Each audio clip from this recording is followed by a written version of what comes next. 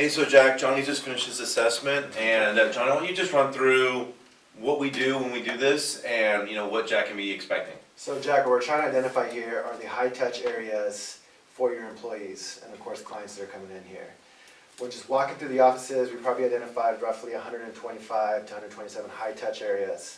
These are going to be your communal areas, starting with possibly your waiting room to your break rooms, also your kitchens. Okay. Within there, you have a bunch of different areas that a lot of your employees and clients, of course, are touching throughout the day. So that's what we're really trying to identify. We're trying to break down where we're going to minimize this bio load. Okay. For the most part, we're going to stick to your communal areas, but then we also need to jump into your actual offices. As we're aware, you're opening doors every single day. When you're touching the door handles, you're walking out your office, you're going to touch other stuff, you're shaking hands, you're meeting clients. So we really want to minimize everything from a touch point level. Eventually, we can start to look at that infection plan and modify with technology, but today, masks are important, gloves, not so much, I would say. Yeah, because we're back to the high touch areas, shared devices. Okay. So things that we can actually minimize from a touch point.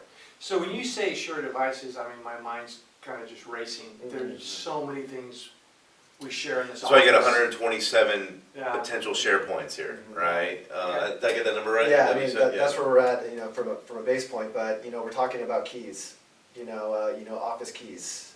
Maybe we have, maybe not in this environment, but we have radios, phones, stuff like that. Printers, scanners, maybe. Stuff that multiple people are going to be touching. Got it. So we're talking about stuff that we're sharing throughout the office on a daily basis. Can you just explain to me the different types of technology that you would implement? A lot of this technology you either haven't used at all or should just look just like your normal technology. And I'll start with keyboards. Keyboards and mice are a high touch, high traffic area for any employee.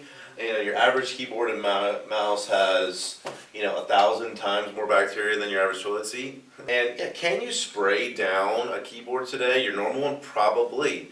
Why we chose a full-blown washable antimicrobial keyboard though is this can be repeatedly sprayed down over time. So the equipment itself won't get damaged by maybe the worrisome employee just spraying everything down. So we're going to put a technology like a washable keyboard and mouse in here. It's antimicrobial. So what makes it antimicrobial than a keyboard I can buy, a regular keyboard? Yeah, so an antimicrobial keyboard basically has an antimicrobial agent embedded into the plastics during production. Okay. Antimicrobials react with moisture in the air. Okay. And there's usually always a bit of moisture in the air. So when that moisture in the air comes in contact with maybe an organism that's on your hands or from a handshake, whatever, it's going to disrupt that cell wall and that bacteria, not allowing those colony-forming units to propagate. And they get to a bigger size that then they may actually become maybe infectious. So it's interesting. So you mentioned earlier, Frank, when we got together, you've been doing this for well over a decade and in the medical market. So are these used in clinics? Yeah, so I mean, they're a proven technology. Yeah, being a San Diego guy, I've had these at UCSD Medical Center, Sharp Scripts, Kaiser Permanente. Okay, cool. So this is a tried and true product. I was actually in development with this product back in 2006. Okay. Kind of claim to fame, I watched the first dishwasher safe keyboard and mouse, so kind of funny. But this keyboard can actually be submersed into a full cleaning solution, like a bleach or a hydrogen peroxide. It comes with waterproof USB caps. So it was meant to be disinfected. So we'll tell the staff, clean these. So I literally can throw that in a dishwasher? If you wanted to. People spray and they clean all the time, but are they wetting out? Yeah. And that's what I want to hit home with your staff when we train. Let disinfectant wet out on the surface. So again, cleaning, disinfecting, the wet out will help remove the actual or disinfect the whole bacteria in between the active cleaning cycles of the antimicrobial. This is really just to help mitigate the germs on their workspace, right? Where they can clean them or they can just let the antimicrobial work, but I would suggest that clean your staff does once a week. You're going to start to see some tape around on the desk. This is tape, right? Okay. But this is antimicrobial tape. Huh. And we leverage the same type of antimicrobial agent that we do in the keyboard. We embed it in the film and it works the exact same way as it does in this plastic. When the antimicrobial engages with moisture in the air, it then starts to release its electrons, disrupting the bacteria, the virus cells, and not allowing it to basically propagate. These are all custom cut films, so Okay. whether you have 88 door handles that Johnny probably did a count on, I'm Okay, assuming it's yeah. on there. There's a custom cut for 88 door handles, maybe push rails, but we'll come on site, we're gonna push this tape on, and then we're also going to brand this tape. So that your staff is gonna be like, okay, when they put their glasses on, so to speak, they're gonna see antimicrobial door handle, antimicrobial door handle. That's cool, antimicrobial protected environment. Yeah, That's cool. exactly. So you're letting your staff know and your future clientele when they walk up your office, like, this doesn't look like your average door handle. So that's just some visibility, some branding for the business, that you went the extra step, and when they ask you about it, you know what you say, well, we have an infection control plan now in place. So, this tape then, Frank, as you also mentioned, or Johnny mentioned, like, you know, my coffee handle, or Yeah. my push button on my printer, Mhm. potentially that would be a Yeah. target if it's used enough also? Yeah, exactly. So what we're gonna do is, we're gonna go through, these can be custom cut. So I can retro, I don't have to take anything out, Yeah. I just. all retrofit. Retrofit, so we're gonna make sure that we're identifying those areas Perfect. that we want to create that inhospitable environment. So, and I think we're gonna touch on this, but it's a combination of antimicrobial film or layers, or in this scenario, antimicrobial keyboard, and then combining it with cleaning with like a spray like Pure. Do you wanna talk about Pure for a little bit? Yeah, sure. So what's unique about Pure, and then we partnered with Pure, another San Diego-based company, right? Okay. Which is pretty cool. So Pure is the lowest toxicity rated EPA disinfectant on the market. Like, why is that great? You can only spray bleach or hydroperoxide so much in your environment before the staff is just gonna be overwhelmed with these chemical smells. And you're probably gonna get that sooner than later. Before we broke, we had people spraying crazy stuff in like the coffee area, and it was disgusting. Yeah, Yeah. exactly. I mean, don't get me wrong, bleach, hydrogen peroxide definitely kills bacteria and viruses without 100%, but so does this, and this does it at a low toxicity level. What also is great about this is it has a 24-hour residual effect. So you mentioned about your staff cleaning a lot. Oh, yeah. What's just great about Pure is when you spray Pure, it basically sets them up an antimicrobial biofilm, just like it does on the keyboards, except that it's not as permanent as it is in the keyboards. Got it. So it will reduce those cleaning cycles a bit once we educate, right? Because education is, you know, the key here around cleaning and disinfecting. But you would use this in combination. So based upon the assessment and the touch points, kind of what's the next step Of for course. you? Yeah, so we would like to maybe take you through the office and show you some of these high touch point areas, show you what we think we should do here. Ultimately, Frank and I will go back, put some numbers together, get you an exact quote, of course, Okay. and then we're back here and we outfit your office and we get you good to go. How many times a day would you recommend I have to spray Pure in the high touch areas? Yeah, I mean, I think what you're gonna wanna do is when you're leaving the office, you know, you're gonna wanna give it a good spray. When Okay. you come into the office, you're gonna wanna give it a good spray. What this is gonna do for you is minimize that having to clean every 2 hours. We Got it. don't want your employees cleaning every 2 hours. You don't want your employees cleaning every 2 hours. You want them working.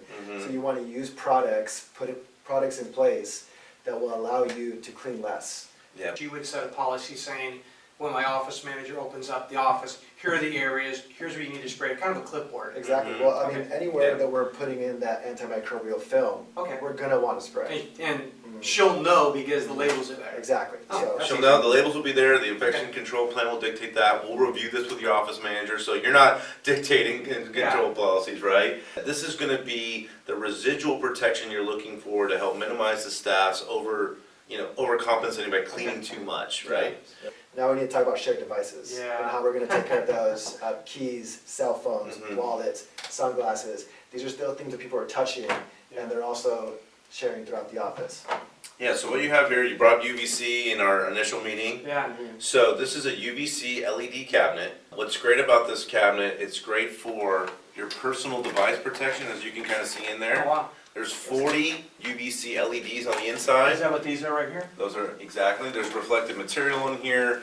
There's a minimally invasive tray on there for any device. You can put in here a cell phone, and I can put my cell phone in here to make sure that you feel comfortable. I'm putting my own devices in here. I'll So put yours in I'll here. put mine in. You got I'll put keys everything in but my there. coffee in Yeah. there. UVC's line of sight radiation, right? So again, we're not trying to overstuff the cabinet, but we're just trying to say whether it's your employee or it's maybe a customer coming in, like I talked about, maybe incorporating some new policies. when staff come in, we want them to clean their devices. This is a 3-minute disinfection to have a log 4 reduction of any pathogen or virus on the surface of those products. You turn it on, you hit quick disinfect like I just did, and it's gonna start the cycle. Yeah, I noticed it's counting down, I'm guessing, right? Yeah. It's not going to create enough heat to damage the products on the inside, Okay. but you're still gonna have the light radiation that you're looking for disinfection. So I noticed, Frank, this thing isn't plugged in at all. What's Correct. going on? Well, that's great, right? So